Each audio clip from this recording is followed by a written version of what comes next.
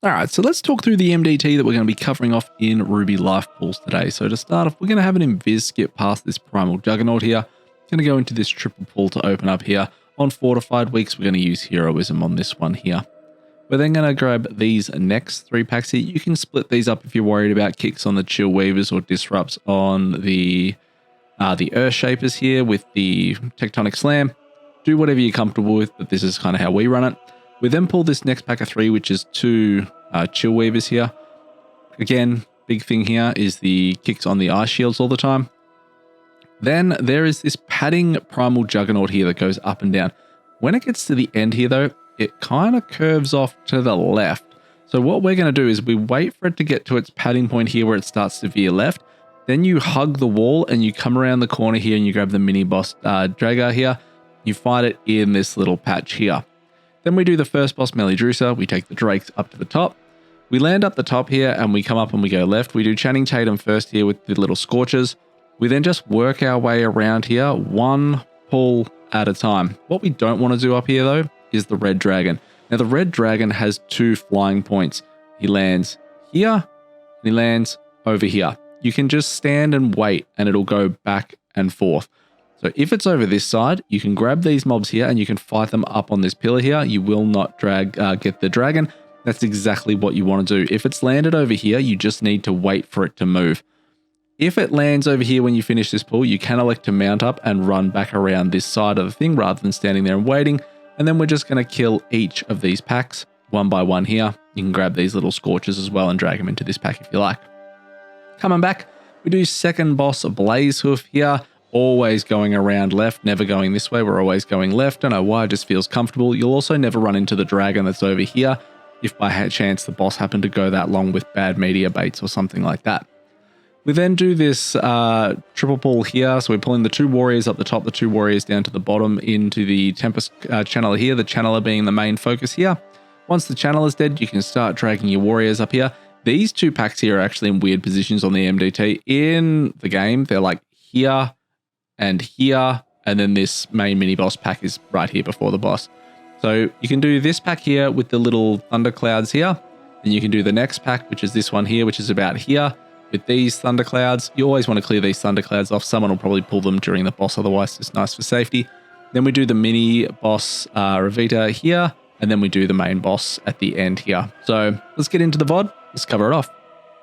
Legends. All right, let's get stuck into this Ruby Life Pools, talk you through the run, what we did in the MDT, and put it into practice here. So opening mob here is a Primal Juggernaut, and ideally, I like to skip these. They're a dangerous mob to play regardless, but especially on 4 weeks. So Invis, Shroud past, and then what we're going to do is we're going to triple pull here, Hero because it's 4th week, and just go Big D. Biggest thing in these opening packs of the Chill Weavers, you want to have some kicks coordinated or assigned or purges for the Ice Shields on these Chill Weavers. They'll slow you down considerably if you let them go off, as they absorb such a massive amount of damage. The Earth Shapers in these packs do a Tectonic Slam, which is a massive 40-yard AoE around the caster.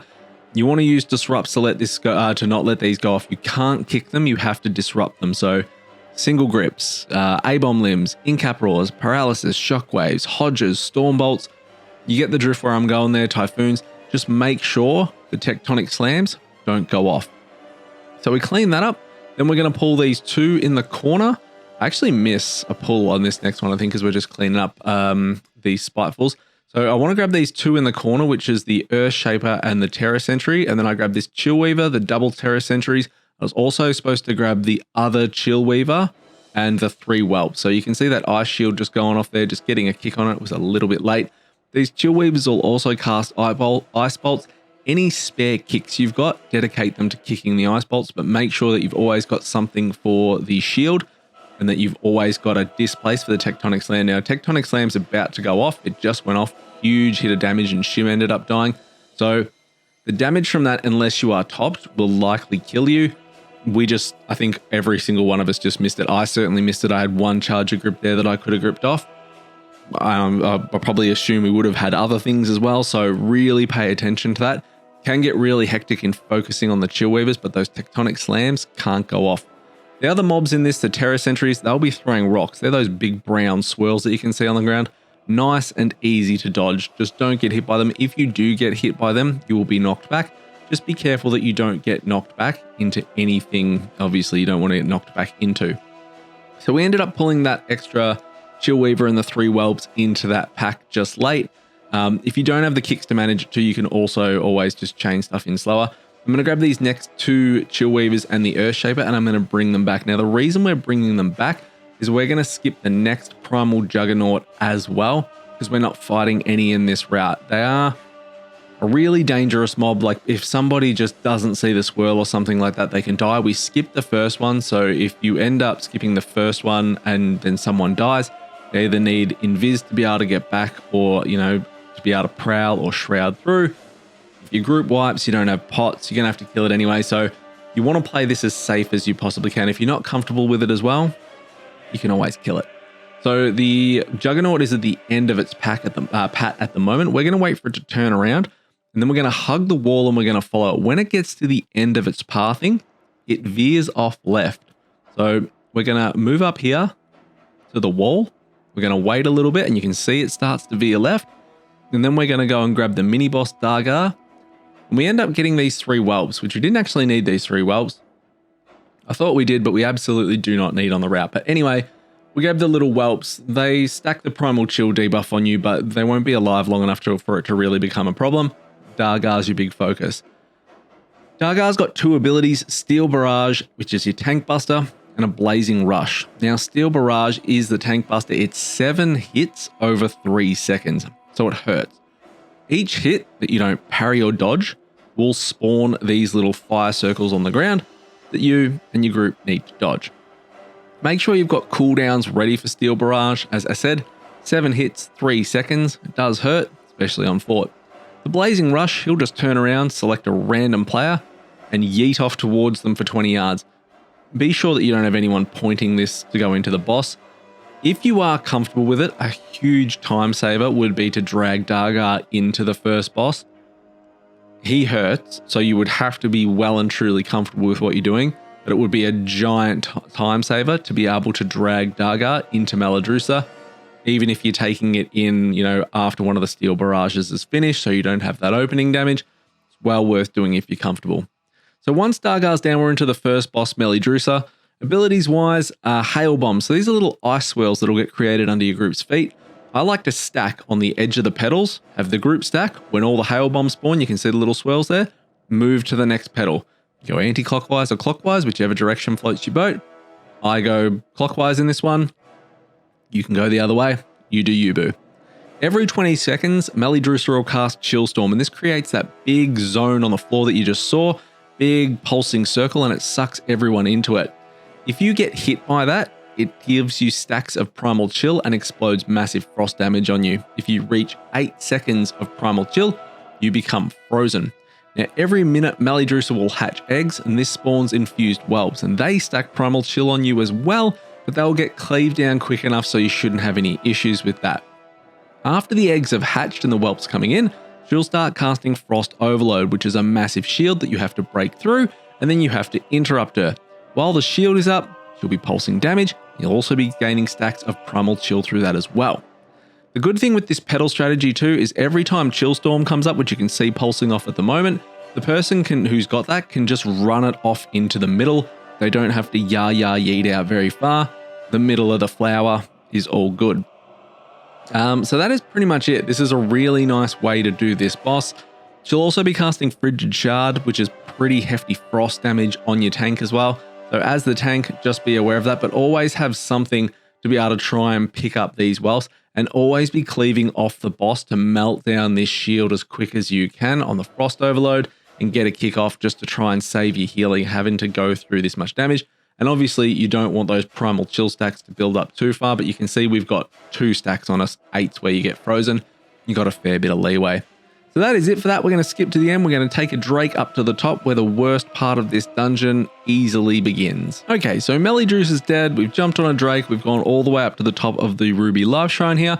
We're going to go up and we're going to take a hard left and go straight into Channing Tatum here, who hits like an absolute monster. So be well aware of this as the tank. You're going to pick up these 5 little flames around it too. Now Channing's going to turn and do this massive Storm Breath. Just make sure that you are not getting hit by it.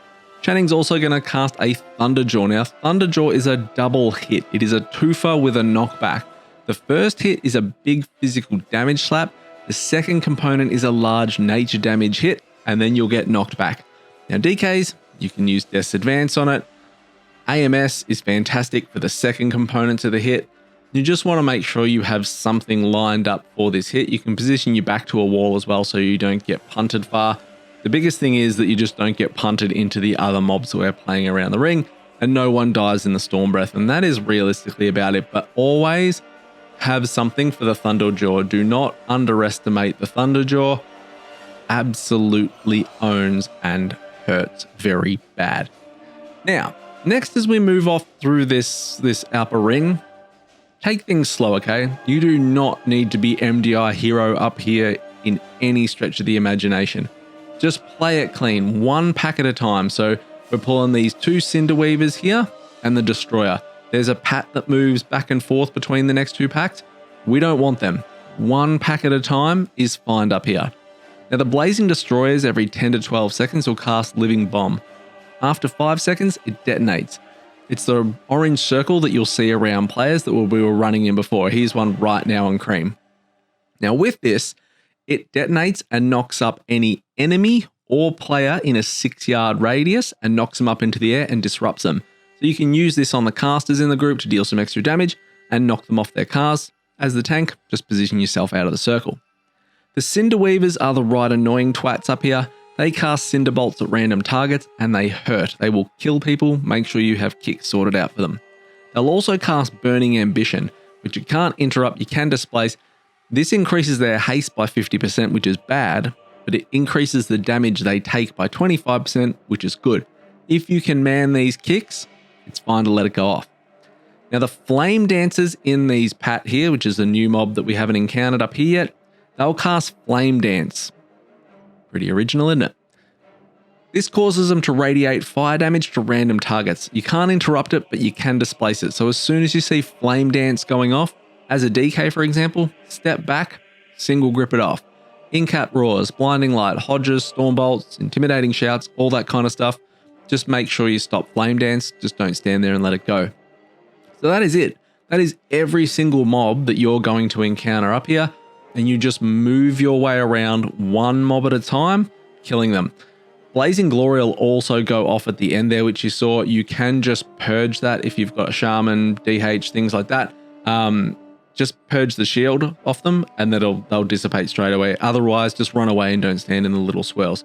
But that is it. One pack at a time, moving around here. The only thing that I want to point out up here after talking about the mobs is that we skipped the Red Dragon. So what I'm going to do is I'm just going to move through these to where we get to the Red Dragon around the other side here. So there's that Flame Dance going off that we've just interrupted with the Living Bomb. So you can make really, really good use of that. All right, let's skip over to the Dragon and show you what that bit is.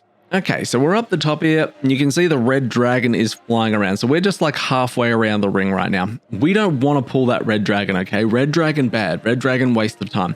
We're going to run through here and come up to these stairs. Now the Dragon has 2 points where it lands and it flies to again, okay? It just goes 2 points back and forth.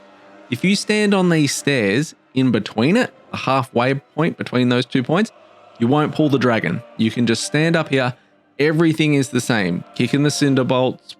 You know, when the Destroyer dies, didn't mention this, sorry. When the Destroyer dies, it does this giant detonation. You just need to run away when it casts Burnout. So, which is pretty obvious because it's a giant fucking red circle around the Destroyer, and I think you would have known that. But just because I didn't mention it, there it is. So you just wait in this little, on this stairs until the Dragon's gone back to the pat you want. Now, he's currently on the right side for us. However, Spitefuls and things like that will pull, remember? So he's Burnout, so he's the big red circle that I knew you would have been smart enough to run out of. So the Dragon's flying back around and it's going to land in front of us. So we can't go that way now. So what we do is we elect to yeet around the ring the other way. Problem is, Spiteful keeps you in combat. So if we could have mounted up and gone straight away, I think this would have been quicker, running all the way around the ring to go to the other side versus just standing there and waiting for the dragon to go. Because of Spiteful, though, I think we probably could have just stood there and waited for the dragon to fly off and then continued on our merry way. But you can see here, I wouldn't have got to see this running backwards animation on an otter. And, you know, I'm glad that I could bring that to you and share that with you. So we come around this side and we finish the mobs off. Same stuff, one pull at a time. And then we get to the second boss, Blazehoof. So let's skip there and not waste any more time. Finished up the mobs up the ring. We're 72.58%. Then we're on to the second boss, Blazehoof. Now, a few seconds into this pull, Blazehoof will cast Ritual of Blaze Binding, and then he'll do this roughly every 30 seconds for the remainder of the fight. This will spawn a giant firestorm ad at the position of a player, so try and bait these into good spots. The ad doesn't move. It'll cast something first that you can't kick, and then afterwards it'll just spam cast Blazing Roar, which you have to kick. When you kill it, it'll explode, big 25-yard radius, move out, bring the boss, point the boss back to where you're going. The reason being is that the boss will then cast a Molten Boulder. Now, the boss will actually do the Molten Boulder as soon as the ad spawns the first time as well, so just watch. You'll see the ritual's coming up now, and Molten Boulder's got 4 seconds to go. So as soon as the ad spawns, you want to try and bait this boulder into a good spot. So this is okay. Into walls or back from where you came from is absolutely spot on. Blazing going off there. We're just making sure that we kick the Roaring Blaze, sorry. And then we're going to move out. It's going to burn out. And we're going to go. We're always moving anti-clockwise here as well. So we're always coming up and going to the left. We're always trying to bait that boulder that gets cast by Blazehoof back into the fire or into the walls, not the way we're going. It goes in a big straight line and it leaves giant lava pools where it is. So always trying to get good baits on the ad, always trying to get good baits on the Molten Boulders. Now, Blazehoof will absolutely Roger your Sally with the tank busting ability Searing Blows. It sounds like a fire magic attack, but in true gotcha fashion from Blizzard, it's physical damage with a physical dot called Searing Wounds. Who would have thought? So you have to use CDs on this. It will absolutely melt you. And there's a lot going on in this, especially if you're on a rotation for kicks on the ad. If you're trying to position yourself for a bait for the boulder with your group and things like that, there's a lot to go on, especially, you know, with the Searing Blows going off and all the other damage. So just be really aware of that and use your cooldowns. We got really lucky there too. If that boulder had got baited into the tree that we're right next to, or the cliff, or where the fuck we are, whatever we're next to, it would have exploded and probably killed us. Try and always bait the boulder either into walls, like the walls that are a long way away from you, or back into the fire, because if it had hit that tree base or whatever, we would have been dead. We were wondering if we needed the these three little flame scorches. I don't think we did. 72.58. I don't think we actually needed them, but I think Shim went to tag him anyway, which is what he's doing right now. And we're just going to start on this pull up the top. So we're grabbing these 2 warriors here and the little thundercloud, which just dies once the shield goes off. So bringing these 2 warriors, we're going to grab all these thunderclouds here. We're going to bring them all the way down into the channeler down the bottom here. There's also 2 padding warriors that aren't on a good pad at the moment. They'll just walk in when they get here. You would pull them in if they were there. The warriors have a thunderclap, reduces your haste by 10% and slows you. The Tempest Channeler is the big one in this. You want to kick the thunderbolts. It'll also cast a lightning storm. You can't displace it. The healer just has to buckle up and push through the damage. Try and help them out if you can. Once the channeler is dead, you can start moving this up though. There's no need to do anything crazy in these pulls either. Like 1 pull at a time is fine. You can see there is quite a bit of damage that goes out. Those thunderclaps stack as well. So it's 10% haste each application. So you are burning a fair bit of haste the more warriors you have in here doing thunderclaps. But the big thing is to get through that Tempest Channeler first. Once the channel is dead, the most dangerous part of this is over now. Probably should have been walking with these warriors or well and truly already. So moving up now, I'm going to go into this next pack here, which is going to be the channeler and 2 warriors. So this channel is a little bit different. This is a flame channeler and it has an ability called flash fire, but you can actually interrupt this one, unlike the Tempest one with the lightning storm. Just make sure that you have a kick assigned to flash fire. You don't want that to go off. It's a lot of damage going out to everyone. So you just make sure you kick it. Pulling over a couple of these thunderclouds here. They'll just die when you either purge the shield off them or they run out of shield or they run out of health. So not really too much of an issue there. The warriors doing their thunderclap again. Soon as the channel is dead, you can move into the next pack here. So I realistically should have taken this into the next pack, which I'm doing now. Should have done that a little bit earlier. Now there's 2 channelers in this group. So there's a flame channeler with the flash flame there. There's also a tempest channeler, which will do the lightning bolt. So this, or the lightning storm, sorry. So this pack is fairly dangerous, and you've got a warrior in there for thunderclap purposes as well. Stacking that thunderclap 10% haste reduction. Make sure you have a kick assigned to the flame channeler for that flash flame. That has to be kicked. With the tempest channeler, it'll be doing thunderbolts. Kick whatever you can there just to try and save some of the damage for your healer. And then this lightning storm is always going to be where the big sort of checkpoint of damage comes from. Try and help your healer here. Use personals, health pots, stand in the airflow, whatever you can do to make your life easier. You don't need to chain this pull or anything like that either. You can pull the little thunderclouds around it. That's not an issue at all because you're going to want to clear them off before the boss goes anyway.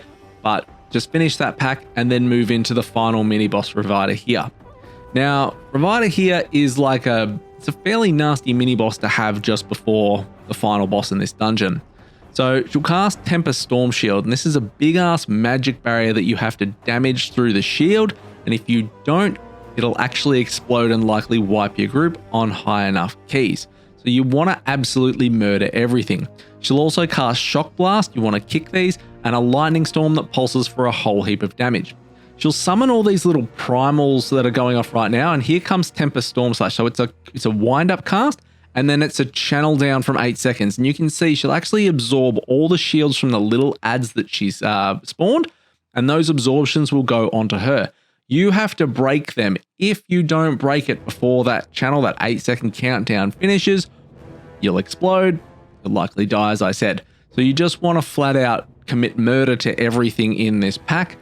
It's pretty nasty before a final boss, as I said. Here comes one more right now. So you can see all those shields just getting absorbed, floating into the boss. You manage to break that down. If there's not many adds up by the time it's cast, the shield is obviously far smaller, meaning it's way easier to break. So that is pretty much it. We're going to get Reviter down, and then we're going to clear up the last of the little cloud babies off to the side, because it's just nice to have a clear platform for this boss. Like, it's a fairly nasty boss. It's nice to have a clear platform. So we break through this last shield, and we're going to grab those. Now, I want to just start explaining this boss, because this boss can either be okay, or it can be really, really horrendous in a pug. My aim is to make this okay for you. So the winds always go in the same direction, okay? In the same spots. They're always going to blow to green first, then red, then orange, then blue. Green, red, orange, blue. Every single time going around. So what you want to do is you want to drop the first fire puddles on the green side. Then you want to drop fire puddles on the red side. Then you want to drop puddles on the orange side. Then you want to drop them on the blue side. And what that means is the winds will always blow them off the platform rather than onto you.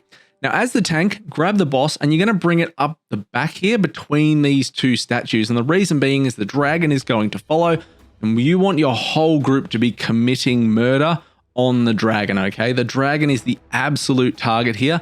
You want to kill the dragon. Now, first wind coming up, so that's pushing off to the green side. And then the dragon, as I said, if you stand up the back here, the dragon will always come back. Watch the big roaring fire breath. It's really obvious not to stand in that. Everybody is zerging the dragon down. Now, at 50%, the dragon is actually supposed to, it's cast sequencing wise is why I got to 30. The dragon will go up the back, and then the other boss, Urquhart, will actually go and mount it. Now, this gets really awkward. I just want to go back here for a second because I haven't finished talking about stuff yet. You want to be absolutely murdering the dragon, because the moment the dragon's done in this fight, there's no more red swirlies. Okay, so that's why you kill the dragon first, because this fight becomes infinitely easier once the dragon is dead. The problem is the tank, though. As soon as you hit this below 50% mark here, so I didn't know at the time, but I do now that I'm making this guide. 50% is the transition point. I hadn't done many keys, leave me alone. 50% is the transition point for where the dragon's going to go up the back, and Urquhart, the boss on the ground, is going to jump on the dragon. As the tank, you need to start moving to the top of the platform from the back here, because you'll pretty much get one of your DPS, which is what happens to Teagues here, clapped by the Storm Slam if you are not in range, because it'll hit the next person in range. So What happens here, and you can lose aggro really easy too. I find often have to taunt the dragon or Urquhart back once this serves. It serves like as an aggro drop sometimes. So you can see here, you know, there was spell casting going on because it was doing the interrupting cloudburst, which casters have to worry about. You don't want to cast through that, it'll interrupt you. So it'll jump to the back here, wins a change, jumps to the back. Now I'm all the way back here. You can see I lost aggro, taunted, Teague's got storm slammed to death, and you lose a DPS that way. So when it hits 50%, start moving up that way to be up the top to be able to get aggro straight away and make sure nobody dies. So we get the dragon down, and then this becomes infinitely easier.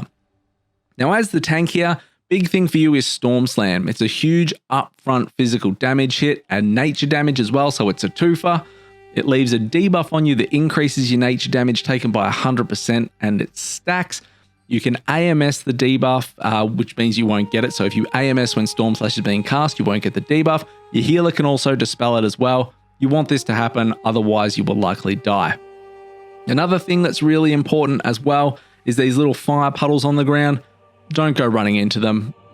Basically, it's like COVID. It spreads if you run into it and you run over other people, and you can put more and more fire on the ground and things like that. The easiest way is just to use the common principles of WoW and just don't stand in the bad stuff, and you'll be fine. But managing those fire puddles with the wind makes this infinitely easier. And that is pretty much it. Hopefully this helps you out with Ruby Life Pools. If you've got any questions, hit me up in the comments below. Like, comment, subscribe. I'll see you all next time. See you, fam. Legends, if you really want to help me out and support the channel, please consider pledging to our Patreon. Tier 3 and above will see you getting your name at the end of every single video we create, as well as some hidden perks in the Discord. Thanks so much.